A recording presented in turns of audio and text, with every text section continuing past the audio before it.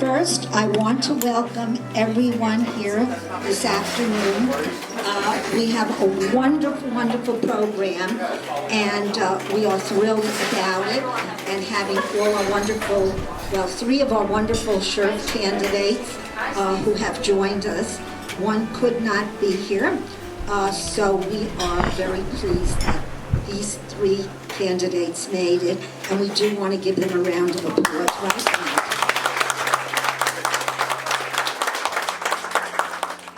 Now, I want you to know that the forum is not meant to be a debate. In no way, shape, or form is this a debate. We are a friendly group.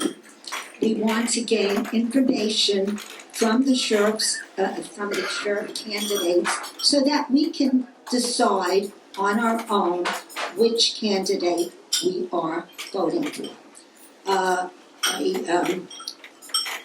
One of the candidates could not be here today, Eric Flowers, so we have just decided to continue with 3 candidates, okay?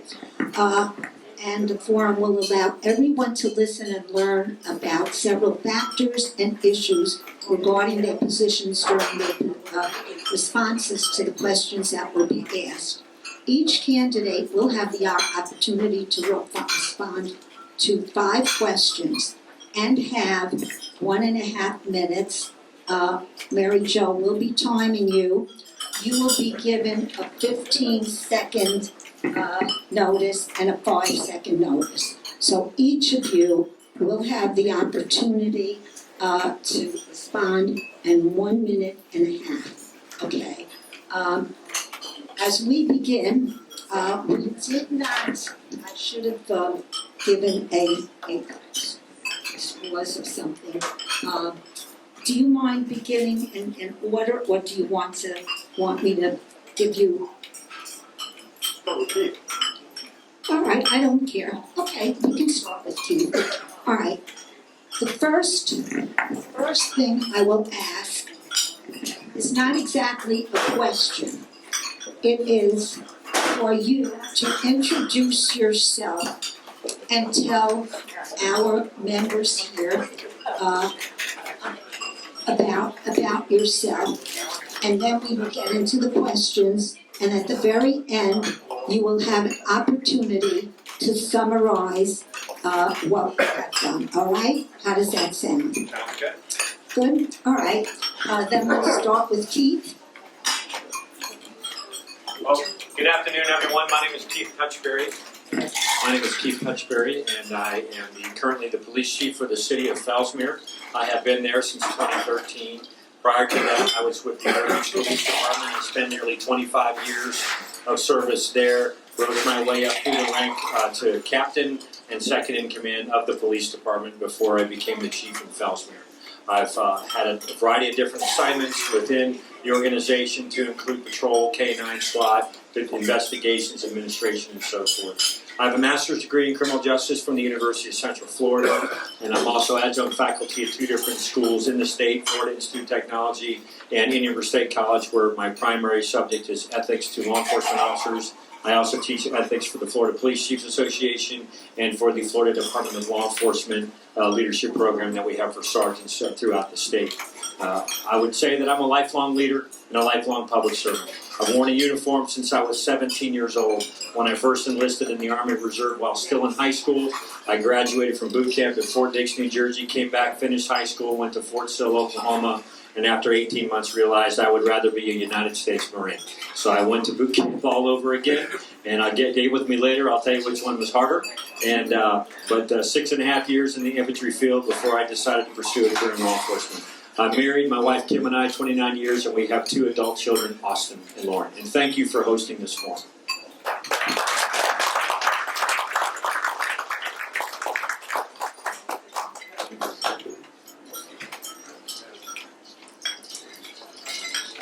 Hi, my name is Rich Rogel. I am currently the Police Chief and Public Safety Director for the town of Indian River Shores. I spent 27 years in the New Jersey State Police. I retired as a captain where I had so many leadership positions I've forgotten most of them. The most important ones were the one where I commanded the security detail for the entire Meadowlands Sports Complex where the Giants and the Jets played. Back then the Nets and the hockey team that abandoned us too. They played there as well. I'm the only person in the race that's been a chief executive in 3 different departments. I ran the Springfield, New Jersey Police Department and the Dover, New Jersey Police Department. I've been down here for about 5.5 years. This is home. I have 2 master's degrees, and I'm over halfway through my doctoral studies. In fact, I got good news. I just got 2 more A's last night. So I should have my dissertation done less than a year. I am a former United States Marine and a former Army Reservist soldier. I spent 32 years of total service. My youngest son is a former Marine. He just returned from a combat tour over in Afghanistan where he was highly decorated. I'm very proud of him. As far as qualifications go, I think I can agree that the 3 of us are experienced. But we're losing a 12-year sheriff. And agree or disagree with him, it doesn't matter. He's a 12-year sheriff. And I see no reason to go backwards as far as the experience level, and that's why I entered the race. Thank you.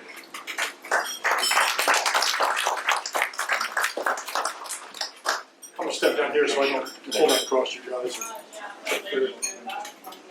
Hi, good afternoon. My name is Chuck Kirby. I'm the officer running for Indianville County Sheriff.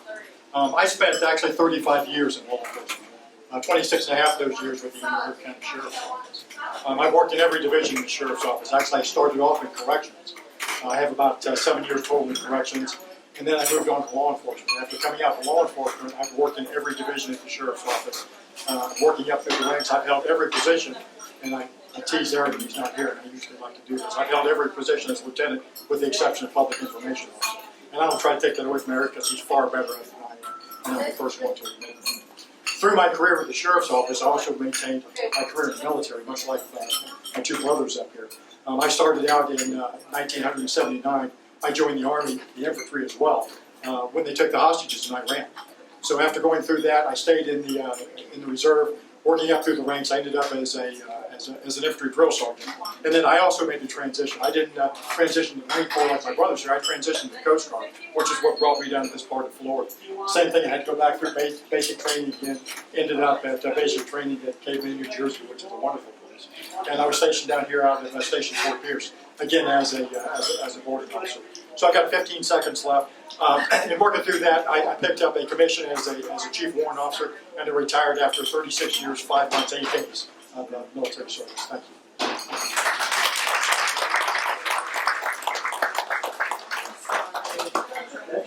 I tend to get long. I'll try shortly. Now, we are going to rotate. So, we'll find Sure. out. The first question.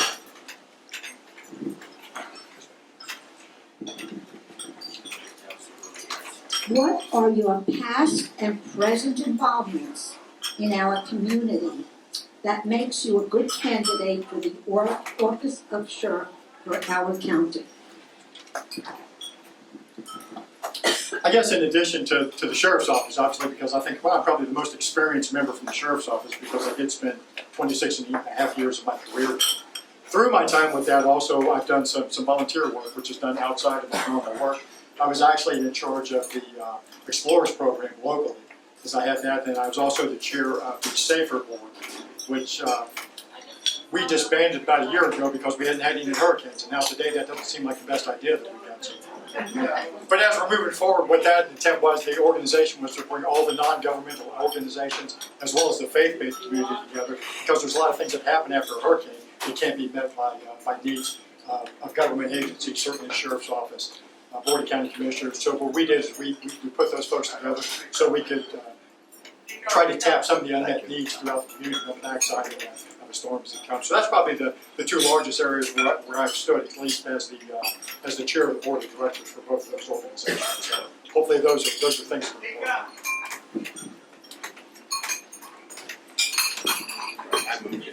important.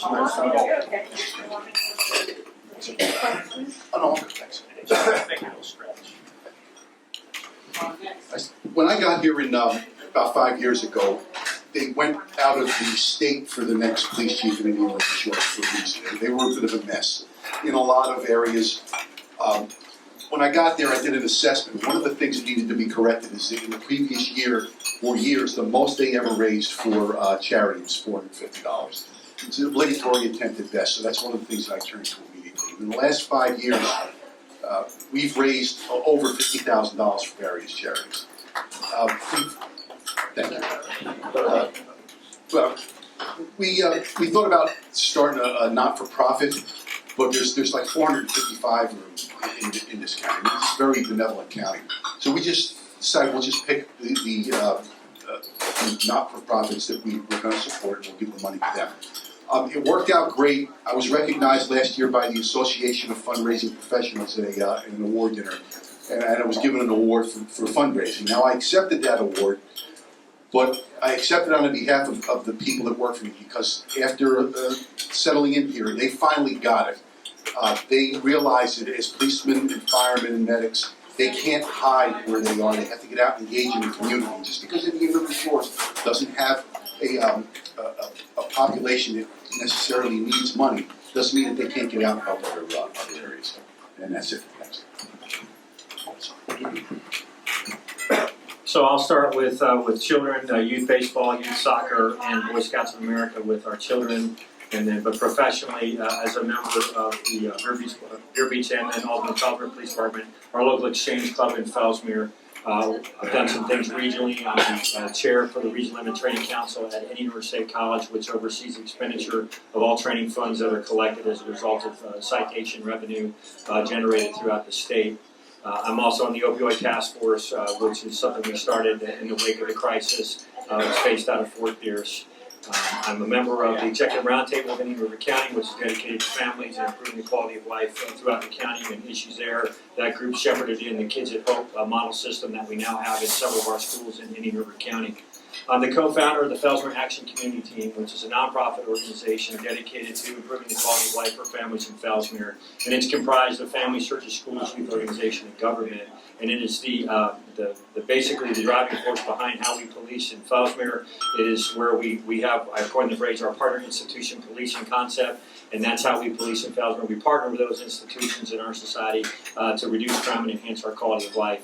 And that's part of our vision for policing in Indian River County once elected, is to implement partner institution policing for those very reasons. Other than that, very active with our church in Fellsmere. Thank you. Thank you so much. And now we have Rich Rosell to start the next answer. And the next question: what do you perceive your role will be as it pertains to our county in conjunction with the constitutional laws of our country?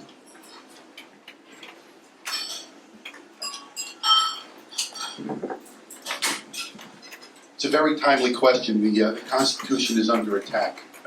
Maybe not so much in Indian River County, but you can rest assured they're probably headed our way. The Constitution is the most sacred document that we have. The left wing has torn it up, wiped their behinds with it, and thrown it in the ash heap. And as a sheriff or as a police officer, you take the oath of office. You swear your allegiance to the Constitution, just like you do as a member of the military. So my role will be continue to uphold the Constitution. It's a very timely question. If you look on your table, there's an article here that I wrote for a police magazine. It's a featured article. It's called "The Resurgence of the Marxist Threat in America." I wrote it a year ago. Not knowing, we're not having any idea that this was going to happen in America, but if you read it, it's not that I'm a clairvoyant or anything like that.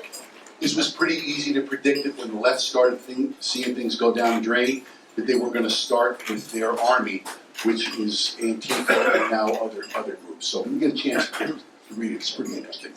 I've given many lectures on that. The common theme here, though, is the Constitution fits well for the left when they want to go out and protest peacefully. Our First Amendment right, which we all up here, we all support that. But then when the protests turn violent, and the police go in to quell violence so people don't lose their property or their lives. The left forgets all about that. So as a policeman, as a sheriff, if I get elected, the Constitution will remain the document that I swore no to follow. It's the Bible, to be honest with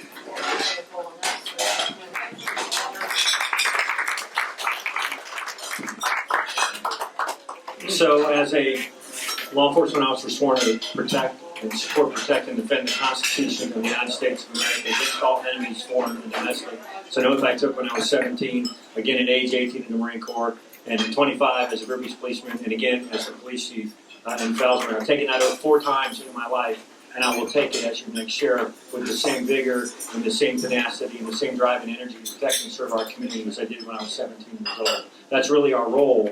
But what happens is that when we start to politicize public safety and we start to drive certain issues and we talk about constitutional rights and constitutional laws, as a law enforcement officer, we really can't afford to pick and choose what laws we're going to enforce and what we're not. Because as soon as we start doing that, we become as guilty as those judges who like to legislate from the bench. And that is not something that Americans like to see. So as law enforcement, we certainly have to enforce those laws, but we have to be cognizant of those gray areas where people feel that their constitutional rights are being trampled. And so we have to be fair, impartial, and consistent in the manner in which we do enforce those laws. And if the people are upset and they're objecting over the constitutionality of a practice, then we have to sit down, we have to have those conversations. But the bottom line is this: life, liberty, and pursuit of happiness, in my view, are in that order for a reason in the Constitution and the Declaration of Independence. Life over liberty, because if we do not have life, we cannot pursue liberty or those freedoms and in pursuit of happiness. So we've got to value life. Thank you.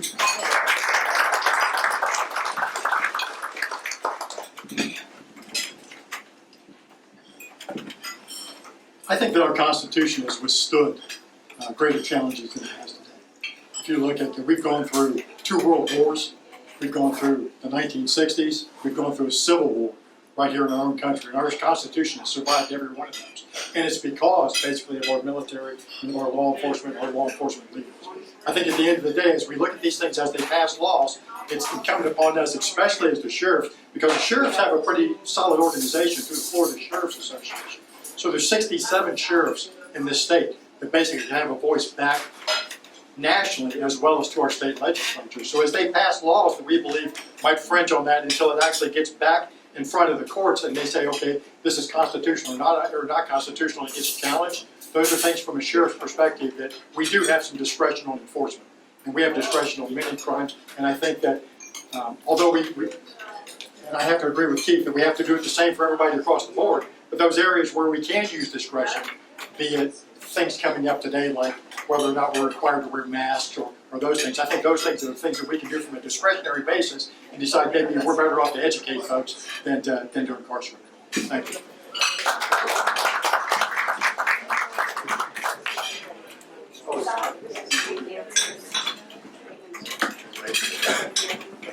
Now the third question.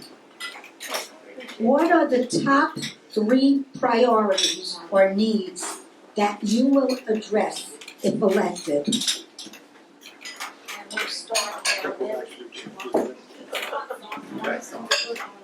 So the top 3 priorities to me are very simple. First and foremost, we really have to, again, support, protect, and defend the Constitution and protect our community, make them feel safe, and address those issues that are, basically infringing upon our quality of life. Fighting crime in the most traditional sense, and then the non-traditional ways that we're going to have to embrace, because we have a lot of behavioral health problems that factor into why people do the things that they do, and we have to consider new approaches. But we always have to focus on preventing crime and addressing those things that contribute to antisocial behavior before we just go out there and just the crime control method is not going to work by itself. Secondly, we have to build better community relations. We have a lot of communities in Indian River County who feel disenfranchised, and they feel that way because of the way that they've been treated. And so we have to make sure that we're showing equality for all. We're not discriminating in our practices and our biases, and we're here to protect and serve everyone, regardless of who they are and where they live in the community. And finally, and most importantly, ladies and gentlemen, I've conducted 12 town hall meetings throughout this county, everywhere in the county, and the common theme coming up with the people who attend is that they've lost respect for and trust in our sheriff's office, and it resonates everywhere I go. So the chief thing that we're going to have to accomplish once elected is we are going to have to restore the loss of respect for and trust in our sheriff's office, because despite what anybody says, while we get paid to protect and serve, our primary responsibility always, always, always is to maintain the public trust. And if we do not, by deeds and words and actions, do that, then we must be held accountable by the public, and that's exactly what this election is about. And I'm the candidate for change. Please consider that when you go to the polls. Thank you.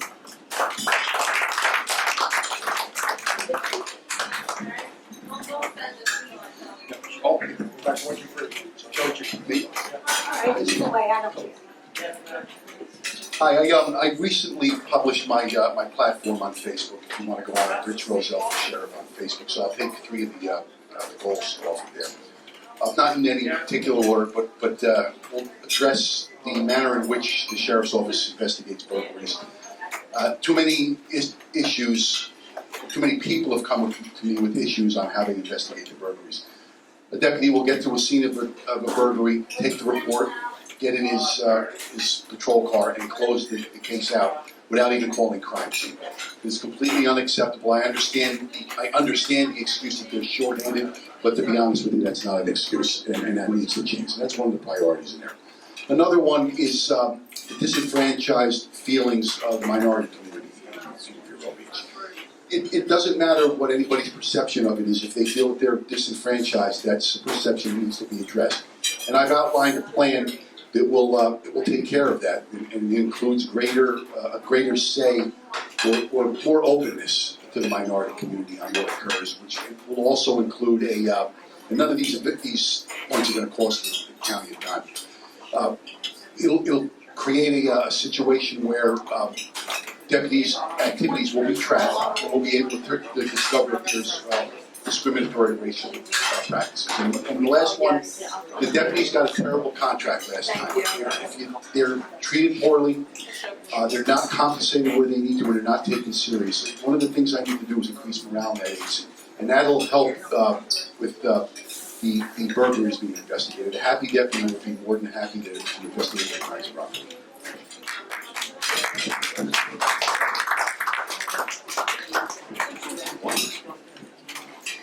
Okay, since I'm representing the Sheriff's Office here with my 26.5 years at the agency, I'll answer that question in just a moment.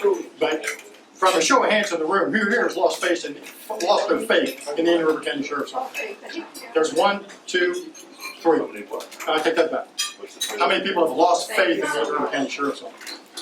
So, and that's my point, is basically, is there room for improvement in the Sheriff's Office? Obviously there is, as we look at that thing. I mean, we can cherry pick the areas that we want to go. Getting back to the question of the 3 items, I mean, we set this up in the mission statement for the Sheriff's Office. I was part of that, having worked under 4 different sheriffs. Basically protecting the community, preventing crimes, and solving problems. And I think solving problems is one of those areas where we have a little more latitude, and I think we can make some improvements at it. But if you look at protecting the community and preventing crimes, I think the Sheriff's Office has done a pretty fair job at the end of the day. I find myself in an awkward position, but I am running for the Sheriff's position of the Indian River County Sheriff's Office, and I spent 26.5 years at that agency. And there's a lot of solid employees, a lot of solid deputies, a lot of solid civilians, a lot of solid technicians that do their job extremely well, and I hope everybody keeps that in mind. Starting. How do you feel you will be able to work effectively with all of the localities of our county? I would have to say to begin with, because I've done it before. And all those jobs I told you that I did at the Sheriff's Office without going down a laundry list, I have a Facebook, Kirby2020.com. Feel free to look. You can see in all the areas. But one of them I probably have the most pride in is that I was the director of the multi-agency drug unit. Now, at the time, what we did when we did counter-drug activity in the county, we worked with all the municipalities. So I didn't answer just to the sheriff. I also answered to the chief of Sebastian and the chief of Vero Beach Police Department. in that role, basically, as we did those investigations. And it made more sense. There's certain things, certain crimes in our county that really don't know jurisdiction. And I think that we can probably have better use of our dollars and of our effort if we combine those. Secondarily, in my last assignment at the Sheriff's Office as a captain, the dispatch fell under our purview. And if you look at dispatch although the city of Sebastian and the city of Vero Beach have their own dispatchers, the Indian River County Sheriff's Office dispatch, in addition to dispatching all of our deputies, we also dispatch all of the fire rescue calls that go out. And in addition to that, from a law enforcement standpoint, we also dispatch for the city of Indian River Shores and the city of Fellsmere. So in that role, I've had the ability to work with both these gentlemen, who are fine gentlemen, so I've done it in the past, so I'll leave it to them.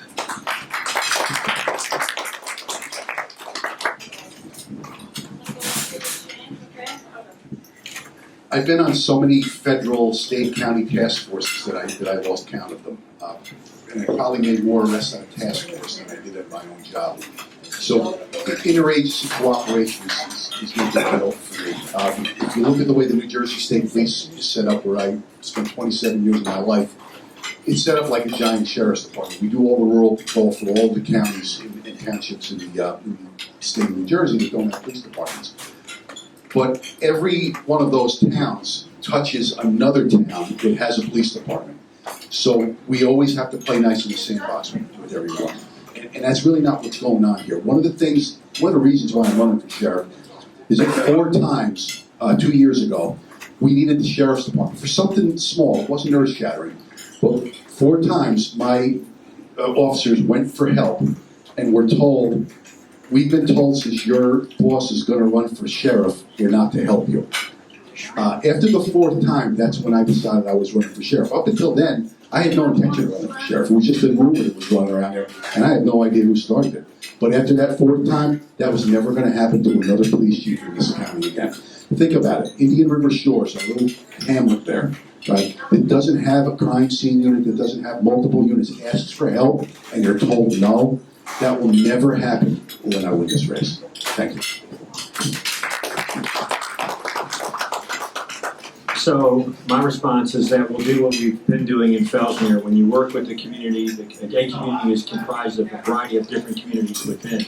And so you have to work with every segment of the community that you can to understand what the needs and issues and concerns are so that you can come up with workable solutions to solve those problems. And that's essentially what partner institution policing is about. But you have to meet, you have to build relationships, you have to establish trust, and then you have to form plans to deal with those issues that are in those communities. What they might be upset about, Southwest Oslo might not be the same thing that folks are upset about in Winter Beach. But you don't know unless you have an open door and you're transparent and you listen, you respond, you understand what those needs are, and then you communicate those issues and those needs to other law enforcement officers so that you can work on it together. But you strategize, you plan, you make it part of your mission, because we are here to protect and serve. And we're not going to do that unless we understand what those needs are in the community. So you have to establish those relationships, form those focus groups that address those specific plans, which is what we'll do once elected. For example, body cameras. That's a focus group right there. We'll form that focus group. They will participate in the research and the development so they understand firsthand the true cost of implementing body cameras, which is going to be in the 7 figures, ladies and gentlemen. It's going to be a lot of money. And so we form those focus groups to determine those issues and needs, and then we can formulate those plans together. And that's how we'll work within all those segments of the community, which I believe was your question. Thank you. What is your future vision in the position of sheriff as it relates to everyone in this county? Your future vision.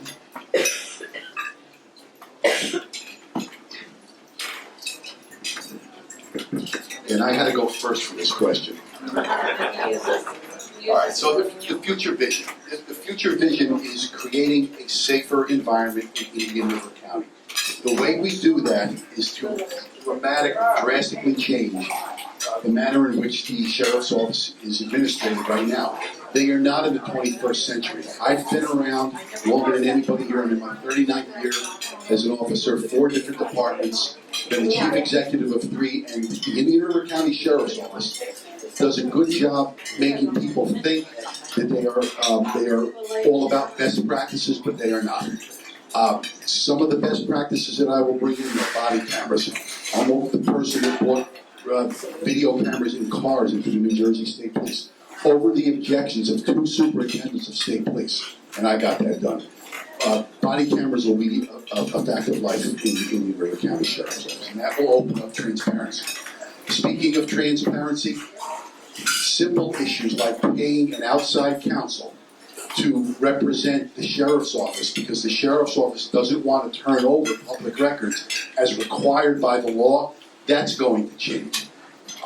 Again, all best practices. Going back to the point that I made about the way burglaries investigated, they need a comprehensive CompStat. You can Google that, I only have like 10 seconds left. A CompStat program where they hold managers accountable for everything that the workers do.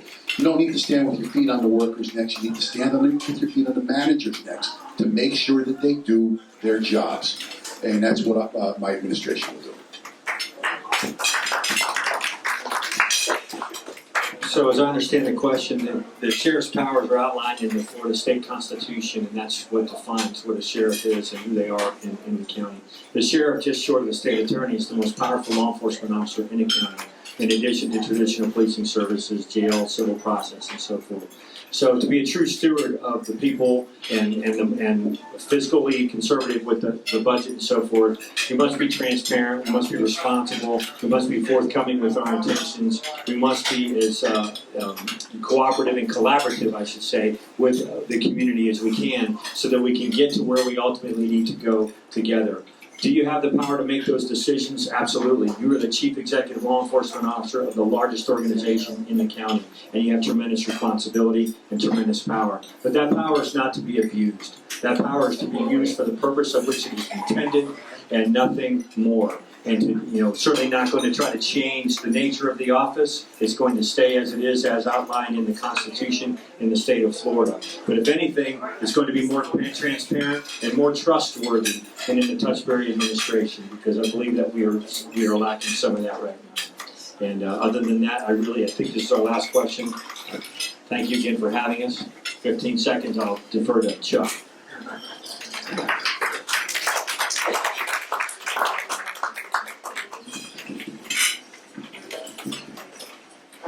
I think coming back to the question, we said, what's the vision for me, for the sheriff's office? There's certainly some things that we can repair. There's some things that are broken as we look at that. But at the end of the day, policing is still policing. It hasn't changed. We can look at all the different theories of policing or the models which have been used in the past. I mean, we've got CompStat, which was used in New York. We've got broken windows theories. We've got hotspot policing. We've got, there's a laundry list of different ways of going about it. And quite honestly, no one of those things works the same way in any one given community. We've got multiple communities, as Keith said, that we have to police in different ways, in different areas in order to be effective. So I think that from the CompStat piece, I agree with Rich. I think that we have to look at this thing basically by things that we can measure metrics on. I mean, is our crime rate going up or down? Currently, right now, although this is a pretty good year, if you look at it over the last dozen years, our crime rate is not exceptionally well when compared to our neighbors. When compared to St. Lucie County or Martin County, we have a higher crime rate than those two. We have had basically 7 years out of the last 12, which is unacceptable. 8 years out of the last 12, we've had the least clearance rates, which means we've solved the least crime rates. So those are areas that we definitely need to make improvements in. So from a vision, for me, it's exactly that. It's basically is that at the end of the day, we're right back to my 3 points to begin with. Is that safety comes first, nothing comes ahead of that. So basically on our roadways, from our drug units, from our traffic guys, to make sure that we keep people from losing their lives, that comes paramount. Second to that is fighting crime within the community in the areas where we can make those improvements, which is exactly what we'll do. I'm sorry, did I go beyond? I'm sorry, and I will end right there, but that's okay. Thank you for your time, and like I said, I'm sure we'll be around to tail and be happy to answer any questions for anybody.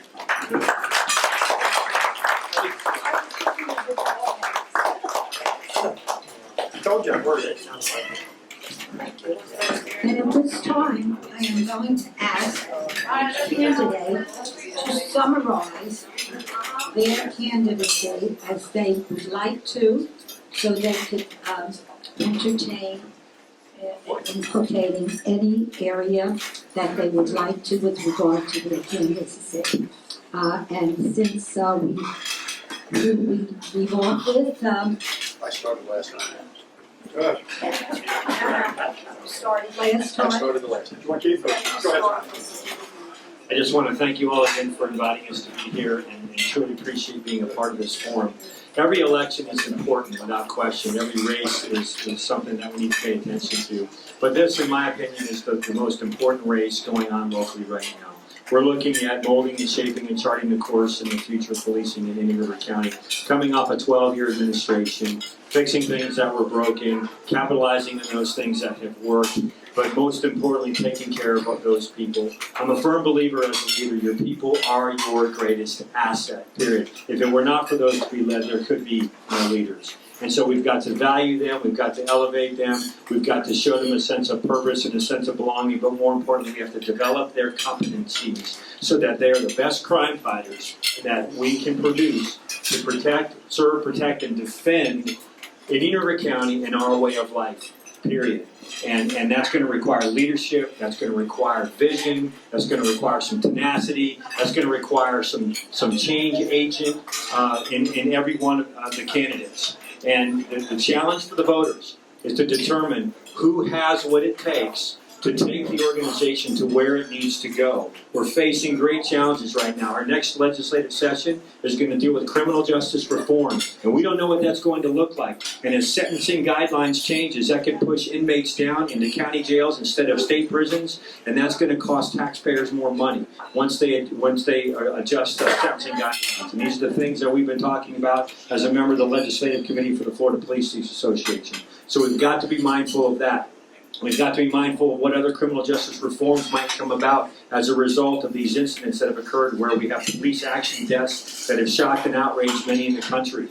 Blue Lives Matter, I appreciate that being said. We have got to turn off the narrative and we've got to focus on the truth because there is a lot of false narratives coming out from a lot of different sources that are pretty liberal based and it's threatening our way of life. And we've got to band together and stick together in that regard. Law enforcement has it tough. If anyone here is in the medical field, you know you watch a nursing or doctor show, we don't do it that way. You see it on TV. We get the brunt of that all the time in law enforcement. No, we don't shoot people to wound them. No, we don't have to reach at your rights as soon as we arrest you. But these falsehoods about our profession has made people judge us differently. And when they judge us and they have a fear and they have a bias towards law enforcement, then that's going to result in violence towards law enforcement. And we simply cannot have that. Everything we must do is based on our officer safety and maintaining the public trust. And as your next sheriff, those will be two primary focuses for me.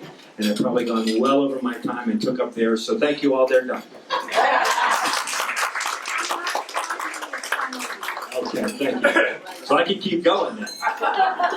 Thank you again.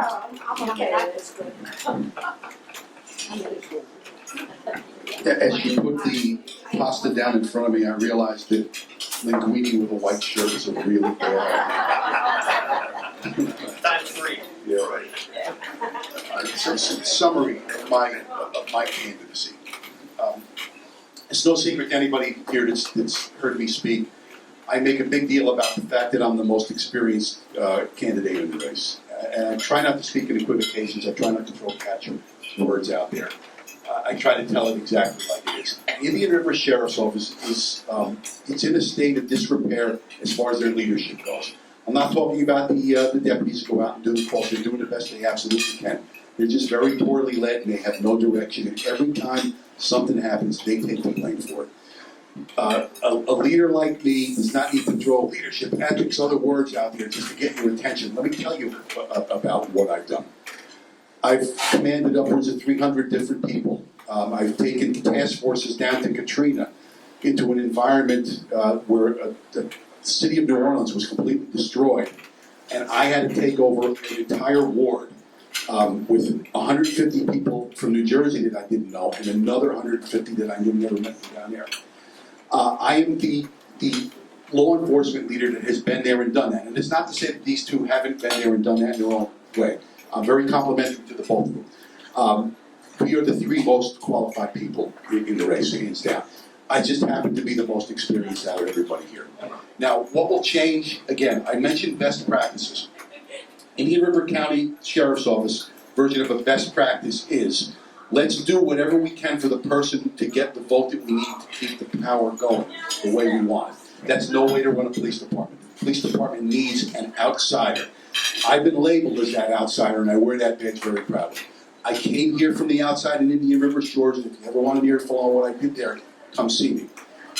I am an outsider, but when you look at it, every single person in this race was born someplace else and moved down here.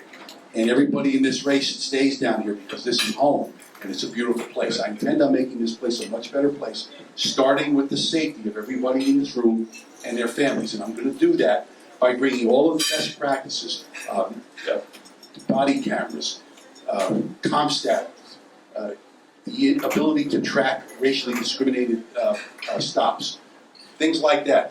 That's what I'm going to bring to the sheriff's office. Things that they never would have dreamed to do because they don't have the worldliness that I have, haven't been around so many places and haven't run so many ships. And that's my strength. And I'll time myself down on this. Thank you.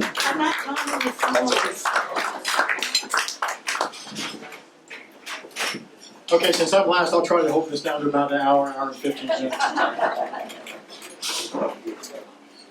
Summarizing my candidacy for the sheriff's office, the difference between myself and the other people in the race, I say is experience. There's a lot of buzzwords that fly around.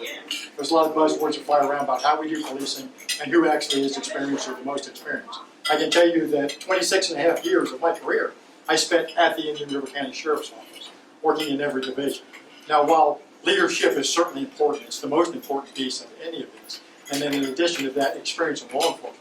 And I take nothing away from the two gentlemen here. I've worked with them for years, and they're very experienced law enforcement leaders. But the sheriff's office is not a police department. And I've said that, let me say it again. The sheriff's office is not a police department. The sheriff's office has 500 employees. Not that, if you look at police departments and some of the other agencies in the county, obviously relatively much smaller, with smaller budgets and smaller things to deal with. But when you subdivide those 500 employees, the sheriff's office also runs a 777-bed jail. Those are correctional officers. They're not law enforcement officers. It's a whole different field of expertise. And as we look at that, I started my career working in Indiana in the Department of Corrections. I've worked in Florida in the Department of Corrections, and I've worked for 3 years in the Indian River County Jail. While I think that 7 years does not make me an expert, it certainly makes me probably the biggest expert in this race currently when it comes to that. And in addition to that, the sheriff's office is constitutionally required to do process for the court service. We do process for the courts, which is something that is not done by a police department. So if you look, every time we do a levy, every time we serve a warrant, every time we do all that process that comes from the sheriff's office, that, once again, is a whole different realm. I spent 2 years of my career working in the courthouse as a lieutenant. I spent most of my career, I only made captain the last year. So I spent a lot of years as a lieutenant before that, about 15 years in all those different roles. So in pushing it back, I think the difference in this thing is exactly what Rich said. It's experience. Although there may be different experience in different areas when it comes to counter drugs, rolling back to what Keith said. I think when we worked interdiction, Keith and I worked interdiction together on I-95. We spilled more dope than I ever found in the drug unit, working those kind of things. So I mean, there's a lot of areas where we've all worked together over the years and done some wondrous things. So I think the key to this thing is basically to have a leader that can work with the other leaders, but the experience, and I keep pushing back to that a sheriff's office is not a police department. And I have the experience in a sheriff's office in every single role. Thanks.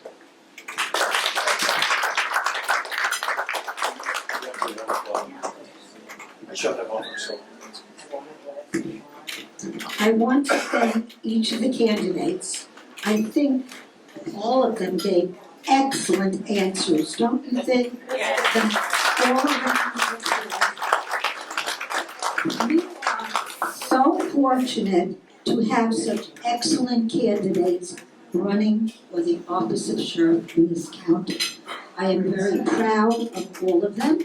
I'm proud of everything they have been doing, and I'm sure whichever candidate is successful, he will make the office of the sheriff very effective and will make it efficient, and we will support the sheriff, and the sheriff will support us.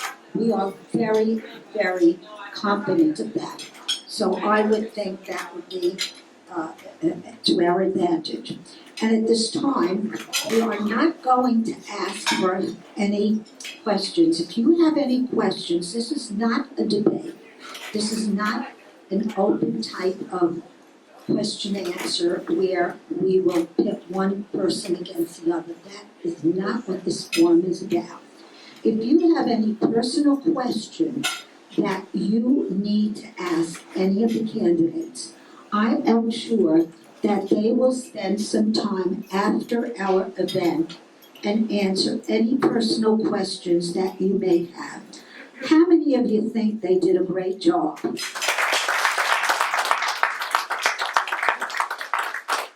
I do too, and as I said, I'm very, very proud of it, and I hope you all enjoyed this section of the forum.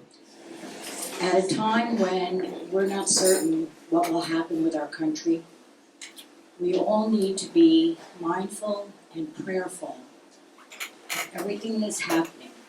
And we ask God to bless our President Trump, Vice President Pence, cabinet members, and everyone in law enforcement across the country. We all need to pray for them. We need to pray for this country. We need to win in November, definitely. And all I can say is God bless the United States of America. Thank you so much. I would ask one other blessing.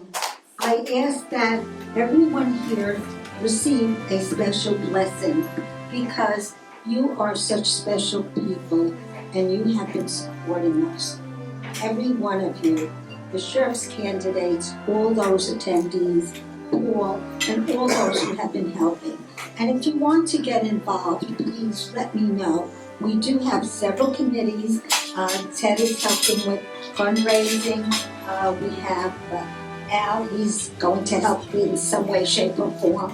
And we do need everyone helping us. And we thank you immensely. At this time, we will, I'm going to ask you to give out these How many need a form to join us? Okay, please give them out. If you have not already joined us, these are the membership forms. Please do join us. We need you and you need us.